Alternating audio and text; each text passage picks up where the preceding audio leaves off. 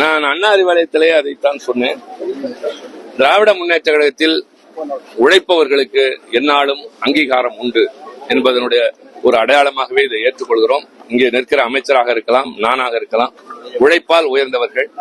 அந்த அடிப்படையில் எங்களுக்கு தரப்படுகிற பொறுப்பு என்பது எங்கள் கடமை இன்னும் அதிகமாகிறது என்ற உணர்வோடு, மேலும் இயக்கம் வலிமை பெற உழைப்பதும் மக்களுக்கு தொண்டாற்றுவதும் என்ற உணர்வோடு நாங்கள் பணியாற்றுவோம்.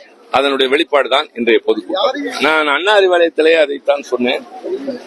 திராவிட முன்னேற்ற கழகத்தில் உழைப்பவர்களுக்கு எந்நாளும் அங்கீகாரம் உண்டு என்பதனுடைய ஒரு அடையாளமாகவே இதை ஏற்றுக்கொள்கிறோம். இங்கே நிற்கிற அமைச்சராக இருக்கலாம், நானாக இருக்கலாம், உழைப்பால் உயர்ந்தவர்கள். அந்த அடிப்படையில் எங்களுக்கு தரப்படுகிற பொறுப்பு என்பது எங்கள் கடமை இன்னும் அதிகமாகிறது என்ற உணர்வோடு, மேலும் இயக்கம் வலிமை பெற உழைப்பதும் மக்களுக்கு தொண்டாற்றுவதும் என்ற உணர்வோடு நாங்கள் பணியாற்றுவோம்.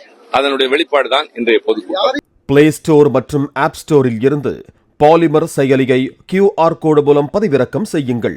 செய்திகளை உடனுக்குடன் பெறுங்கள்.